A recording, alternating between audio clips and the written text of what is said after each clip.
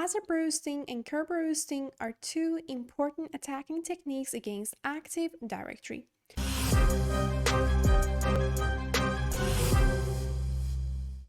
In order to understand these two attacks better, we have to first consider a normal scenario in which we have a DEC on a right side, a normal user on the left side that wants to get access to the services of a SQL server on the bottom. At first, the user log into domain. In order to log into domain, the user enters his or her password. His or her password is going to be sent to our DC as an NTLM v2 hash. Now, the DC must authenticate this user. For doing that, there is a protocol in the DC called Kerberos.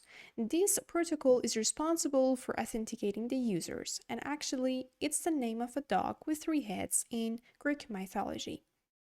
So, Kerberos protocol has a part called KDC, Key Distribution Center, which in this part, different keys are created and issued. The KDC has actually 2 small parts that they are AS, Authentication Service, and TGS, Tickets Granting Service. In the third step, AS, which is a part of KDC, is going to check the NTLM-v2 hash in order to ensure that it's a valid NTLM-v2 hash, it's a correct credential, and afterward, the authentication service will issue the TGT, Ticket Granting Ticket, for this user. Before sending this TGT or ticket granting ticket, the AS has to encrypt it with the password hash of this user. So as you can see, the AS says, let's encrypt TGT with the password hash of the user. And here, in the fourth step, when the user receives the TGT, it has to use its own password hash in order to decrypt it, which it will.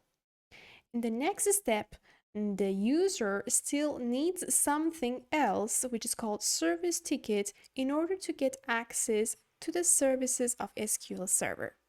In order to receive this service ticket, it has to send its TGT to DC in the 6th step, as you can see. And it has to ask DC that, hey DC, I want to use the services of this SQL server.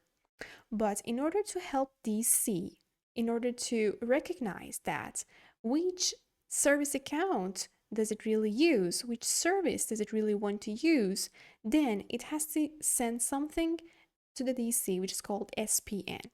This SPN, which stands for Service Principal Name, it looks like such a thing like that. There is a name, there is an address, and also there is a port. This is SPN, and it will help DC in order to bind the services to the server, to the service accounts that exist in a DC.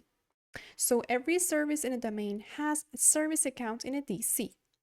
And in order to bind these two information, the services and the services account in a DC, we use SPN. So the domain user in the 6th step sends its own TGT to DC, and it will send the SPN of the SQL server.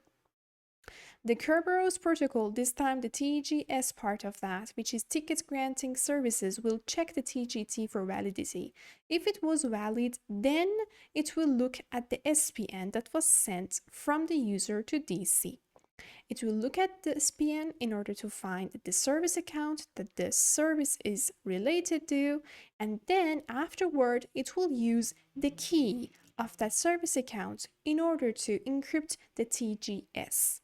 So TGS will issue a ticket called Ticket Granting Services, but before sending to the user, it has to encrypt this ticket granting services using the password hash of the service account. As you can see here in the step 7, we have this code. It says, which service account is connected to this SPN? SQL service. Okay, let's use its key in order to encrypt the service ticket. Afterward, after the service ticket, the encrypted service ticket is sent to the domain user, the domain user will send this encrypted service ticket to the SQL server. The SQL server will decrypt this encrypted service ticket with its own key, and it will just seize a bunch of information about the user, about the service that it wants to use, and also about the issuer, which in this case is KDC. And when it sees that everything is fine and correct, then it will, in this last step, it will grant access to the domain user, and the domain user can use the services of this SQL server. So that was the normal scenario, but let's just move on and focus on AS-REP roasting attack.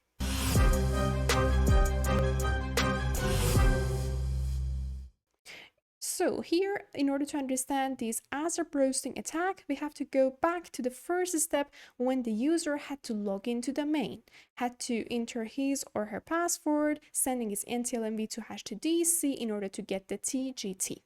Here, as you can see, this time the domain user has a right, or actually a policy that the admin has given to this specific user account that is called disabled pre-auth, which means that this domain user can get its own TGT without sending its NTLMv2 hash to DC. So it does not require to pre-authenticate itself to DC for getting the ticket granting ticket. It just says, hey DC, just give me my TGT. The DC will give the TGT to this user.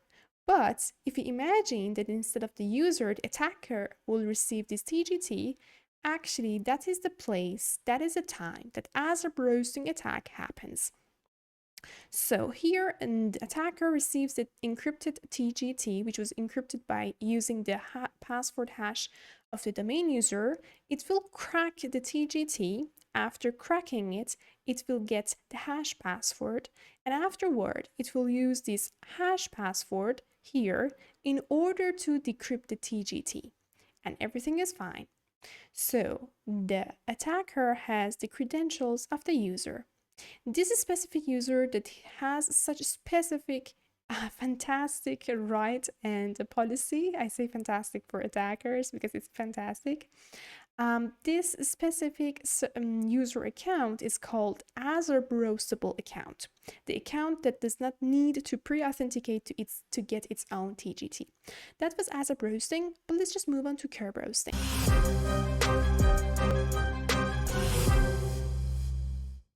So here, in order to understand Kerberoasting, we have to go back to the step that the user received the TGS.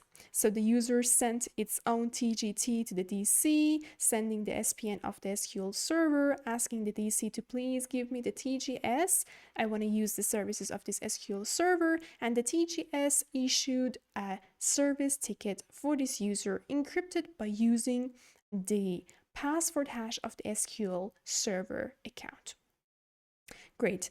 Now, instead of the main user, the attacker just intercepts the communication and it will get the TGS. It will receive the TGS and it will crack it, and after cracking this TGS, it will just get the credentials of the service account. Because of this reason, that this service ticket was encrypted using the key and the credentials of this SQL server service account.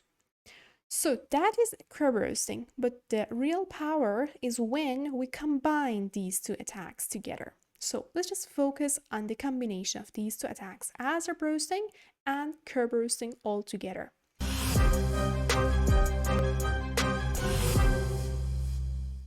Here we have a scenario that we have AS-REP roastable account, which does not need pre-authentication, and here, as an attacker, we pretend that we are that AS-REP roastable account, and we send this request to DC that, hey, give me my TGT.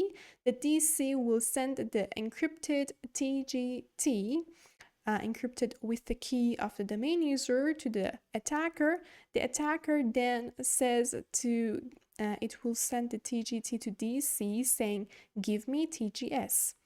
The DC here will just give the TGS encrypted with the credentials of the service account here to the attacker. Attacker then crack the TGS And by cracking that, it will gain to the credential of the service account. So the first part was AS-REP roasting and the second part was Kerberoasting all together. I hope that you have enjoyed the video. If you have, please subscribe our channel and don't forget to like and hit the bell. And stay tuned in order to see more videos about penetration testing and ethical hacking techniques. I'll catch you in the next video.